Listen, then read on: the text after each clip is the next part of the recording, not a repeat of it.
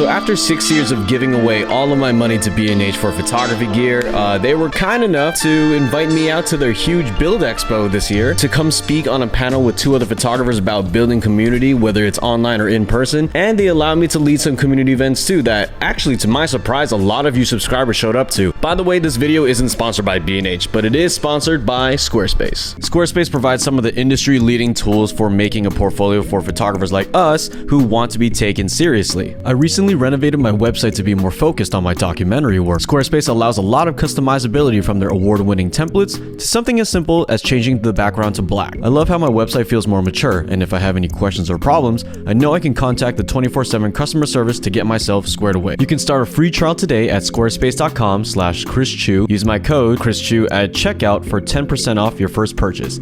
Thank you to Squarespace for sponsoring this video. So actually getting a chance to talk to you guys at the Build Expo really kind of got me thinking about where photography is going online and like what direction, like which platform, either the trend going towards or just where you guys are at. Because a lot of my online success and subscriber upticks kind of came at various points in my 5 years of doing YouTube. Like there was the virality during COVID, I got a lot of audience from that, and then my transition to film photography, got a new audience with that. And then when I started doing gear reviews and started reporting on the film photography resurgence during the early 2020s, I can't believe I can say early 2020s. But basically you can imagine that I cast a wide net over my 5 years of doing YouTube, and I appreciate each and every one of you who have hit that big red subscribe button and, you know, like the comment and left a comment below the video too. But I do have to say though that the landscape has changed so much from when I first started YouTube. I mean, it has always been changing every single week, month, and year. Like it just really got me thinking, like, where do you photographers go to get your fix of whether it's education or community connections or just like simply entertainment? So let's take a quick walk down memory lane, shall we? So from my perspective of just being a long-time consumer and watcher on YouTube, I can kind of think of 3 main timelines of what photography was. Pre-2014 was when there was just long, monotonous, boring PowerPoint presentations, photography tutorials, how to make a composition, center, rule of thirds, all stuff. It was just really boring, uncreative. It just made you feel like going to school and getting a college degree instead. But then all of that changed in 2014 when this really tall dude named Peter McKinnon started making really creative, exciting, enthusiastic photography tutorials that really resonated with people that just wanted something fresh. For a lot of people, that just worked because it felt like finally we could have fun learning photography from a guy who has tattoos, he drives trucks, he drinks coffee, all that stuff, right? Like that just resonated with a lot of people to go outside and start doing the damn thing. So that type of content really delivered a lot of value and entertainment to just so many people for a really long time, from like 2014 to 2019. And then 2020 came around and I saw a paradigm shift, or just a big transition into a different type of photography that people wanted to consume on YouTube. Film photography content really blew up at the right time in 2020, right when like things just started to slow down. And you know, if you had $1 for every single time you watched a film photography video that talks about slowing down, you would be a billionaire by now. You'd probably be able to own Bitcoin. So film photography content really did come at a perfect time to serve a different kind of community that was very different from the Peter McKinnon excited and enthusiastic guys. Like there were people who are a little bit more shy, a little bit more introverted, such as myself. And from my perspective, just like how McKinnon was the champion of that digital photography world on YouTube, Willem Verbeeck was that champion for film photography. And I met that guy once too. I hate how both of those champion dudes are just so tall, like 6'3", 6'6" dudes. Like, dude, what's wrong with y'all? But that's where I came in, right? I was the difference maker. I was the one who made content for people under 5'10". So from 2020 to maybe around 23 to 24, we did see that shift and wave of content that came about with film photography. We saw people building communities, connecting with people, learning a thing or two about photography on a different medium, yes, but like almost virtually in the same way through YouTube videos as well. And obviously these timelines are just approximations from my perspective. It's not to say that there wasn't any overlap or that there weren't any other channels that are still doing digital stuff and still working, or that there weren't earlier film photographers. This isn't history book official, right? I just want to like let you know, like, don't shoot the messenger that's been uniting all photographers under 5'8", you know? So now we're halfway through 2025 and I've definitely noticed a big shift and change in where people go to consume photography or to just build community and to connect with other people. And that definitely begs the question of where did everybody go? So TikTok and Instagram Reels definitely did open a little bit of a doorway to how things can be different in how we consume photography content. And by small small doorway, I mean an extremely large one. So here's why I think that especially Instagram Reels was very effective in changing the landscape, and why people kind of doubted it for a really long time and I guess are starting to adopt it now. There's two kinds of people that look online for photography, all right? There's the people who really like the process and watching that, and there's people that like to look at results. People went to YouTube for the process, the learning, the etc, and of course YouTubers like me who serve communities for people under 5'7" did show results for the things that we were showing the process for as well. But sometimes people just want to see the work, the final results, so they go to where?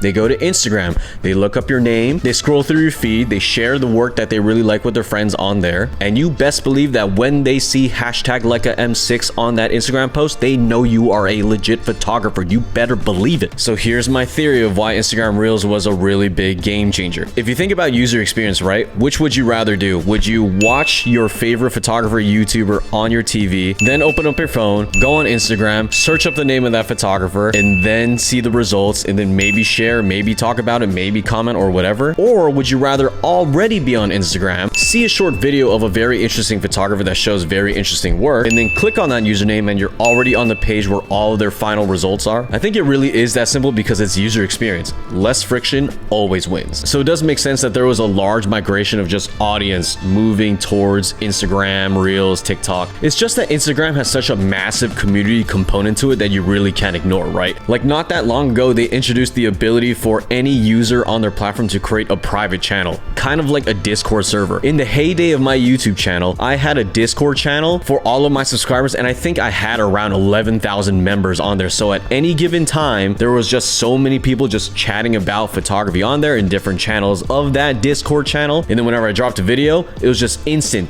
at least 10,000 views going out to that video, and it just was great to have. But now that Instagram has a private channel that almost serves the same function, well, now you can watch my videos on Instagram, you can look at my final results on Instagram, and now you can be part of a really privatized community on Instagram as well. So it just kind of is all in one place, and like I said earlier, it's less friction. Like I am genuinely considering moving my entire video series of creating my first gallery and exhibition here in New York City, and also the creation of my first official debut photo book that I want to release simultaneously with that gallery.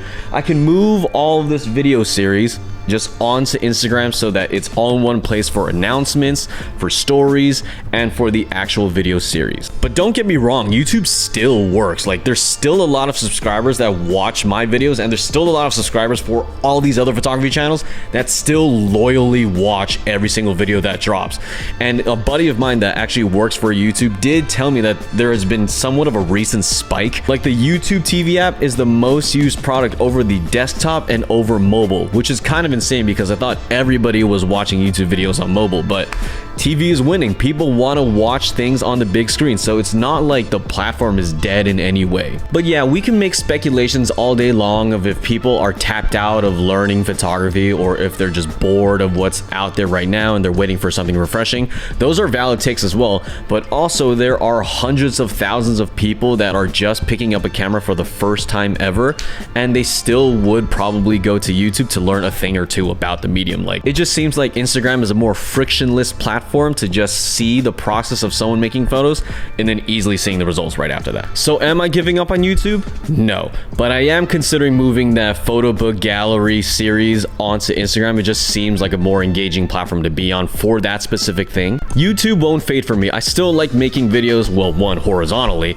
but two, there's just so many video ideas that I have. There's just not enough time in the world to make all of them, but I will eventually get to all of them. And another thing that I'm investing is more in-person community building. Like I am actually going to be a photography teacher or mentor for a nonprofit out here, and I'm going to be teaching photography to high school students out here in New York City, and I'm really excited for that. A big part of like who I am is giving back to communities and cities and people that have given to me.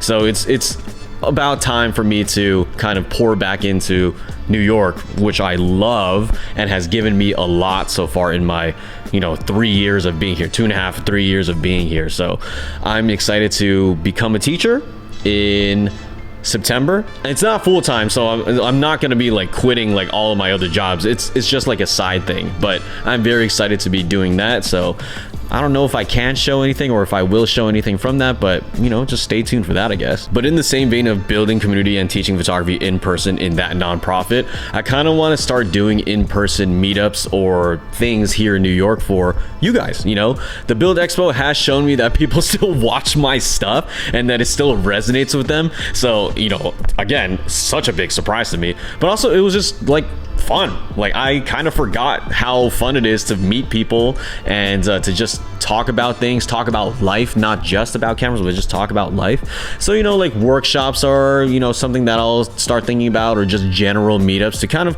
just listen to you guys and put my ear to the streets of like what you guys are looking for in terms of just the photography world, whether that's like connecting with other people, community building, how you want to learn, or what the future is. I don't know. Like, I think it's just like important for me to always keep my ear to the streets and just listen to what people want to, you know, get, or what ways they want to receive value in this year of 2025 or 2026 soon. So yeah, that's all I have for you guys in today's video. I kind of liked this setup a lot more than my desk setup because one, the AC unit is right there, and today is 100 degrees in New York, so it's really hot. My office is a boiler room right now because there is no AC in there, but it just kind of feels like, I don't know, a little bit more comfortable talking to you guys like this. But anyways, as always, thank you guys always for watching, liking, subscribing, commenting, and I will see you in that next video.